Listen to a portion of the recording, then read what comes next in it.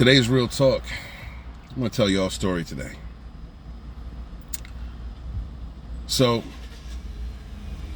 there was a time when I knew this woman.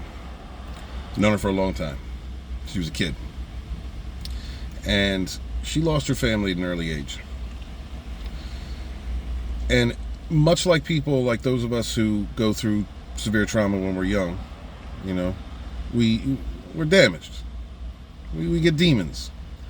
We've got to press on. We've got to keep pushing on. We've got to be stronger than we've ever been. Sometimes we have to lie to ourselves in order to keep it moving. And those of us that are healthy, we work on those things as we go through life. And that's something that she had been doing. She went through this series of relationships with people who let her down. And I completely understand looking for people who let you down, because I come from, a rather rough upbringing myself. And for some reason, I do the same thing. Don't know why. While she had gotten rid of this guy who she was involved with, he wouldn't leave his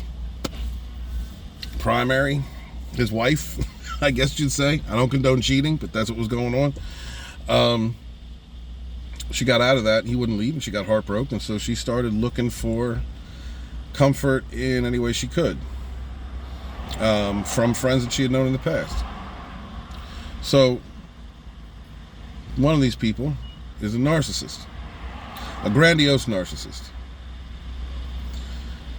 And this narcissist love bombed her, found her weaknesses. Narcissists will look for people who are looking for comfort, who are looking,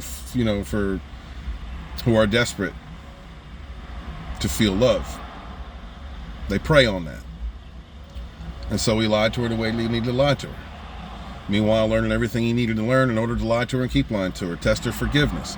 And she kept it going because she believes in people. She has nostalgia for the past. I understand that. So do I. And so she had nostalgia for this guy. He was also packed the way that she liked. Apparently did some things that she thoroughly enjoys. Came from the same culture, same social culture. And so all the broken pieces within him, much like I tried to do with others, because you're a person who has been through a lot and you've been broken, you want to heal another person, you want to fix them, you want to repair them, because you can, because you know what it's like to live like that. You know what it's like to be broken and how hard it is to fix yourself. Keep pressing, keep pushing, keep it real, keep it moving. That's what she wanted to do with him. Unfortunately, at this same time, there was a positive influence that came into her life. A positive influence that didn't make all the great moves that he should have. Led with his heart, didn't lead with his head. For thoroughly in love with this woman. And that became a triangulation. The exchange of sexual energies that was going on at that time, that were going through her, she was sleeping with both these dudes. The exchange of sexual energy in that situation created a confusion. And I've talked about this in an earlier video. I haven't talked about it too many times now, but like exchanging your sacred energy, exchanging your sexual energy is very fundamental, especially if you're fucked up, or if you're really involved, if you don't, your headspace, if you're not level, if you're not emotionally secure. So you had one person who was really in love with this woman, and this woman understood that she was being loved by this one, but she was also enamored by this narcissist. She was so enamored by this narcissist that she began to act in ways that she really didn't act. She began to do things she really didn't do. She began to hurt people that actually loved her, because the narcissist was doing the same thing through the love bomb, devaluation, ghosting. This narcissist tested his boundaries and continues to test his boundaries to this day, to the point of threatening murder, and worse.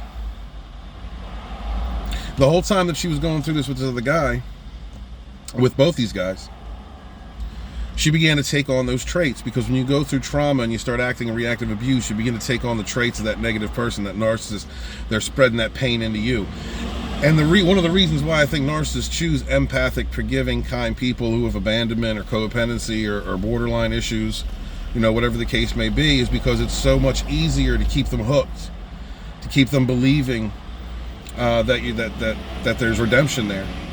Also to keep him stuck in fight or flight, and also to like reactivate the damage that person may have already gotten through that wasn't completely healed, or stir it back up, stir those old patterns back up. So it's what he did. He lied to her constantly, was cheating on her constantly, was hitting her, he kept pushing his boundaries more and more and more, and she just kept taking it. Trauma bonded to this day, trauma bonded to this awful person who will never be good, never do good. Happened so much to the point that the other guy that she was triangulating, that actually he was, because he's a closet homosexual, who was enamored by this other guy too, and also threatened, you know. So what eventually happened was the one that really loved her, he didn't do all the right moves. He was going through the same kind of trauma because she was acting like the narcissist. She was mimicking the narcissist. She was accepting that energy. She was acting like him. She was passing on pain. When he would lie and demoralize and devalue and destroy her, she began to take on those traits. She began to show narcissistic traits. And it confused the other guy. Nobody's perfect in this story, by the way. But it shows you how one narcissist, one heartless, cold, demonic sack of shit, can destroy good people, or people who are trying to better themselves with lies and manipulation. He spread that pain into that woman. She still has that pain, still trauma bonded. Now, I don't even know if she'll ever escape from that, because she's better than what she gives herself credit for. And he makes her act in ways that are out of her character and exasperates her negative attributes like nothing I've ever seen. That positive guy, door number one, he eventually had to walk away and was continually harassed by that dude and through him until it finally stopped. But he had to walk away. And now comes the final battle.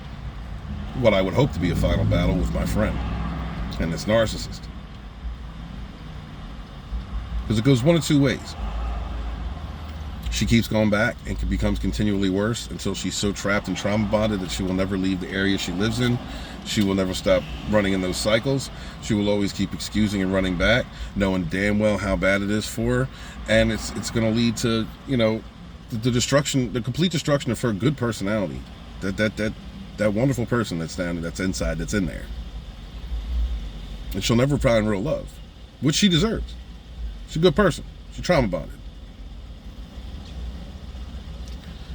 Or she moves on, does what needs to be done, does what she always has known she needs to be done for her, not for anybody else, but for her kids.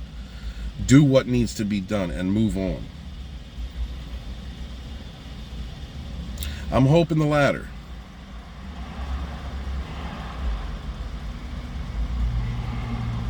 This is a personal story for me, because I do love that person. She's my friend.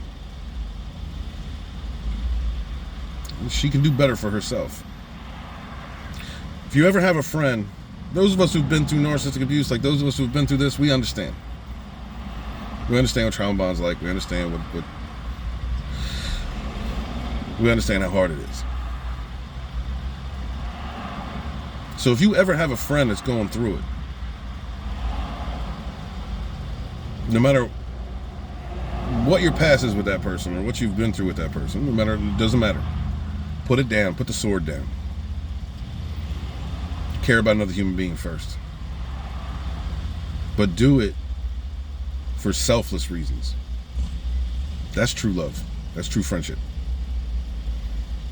My love to y'all. Please be good to yourselves. Be good to each other. And suffer no fools.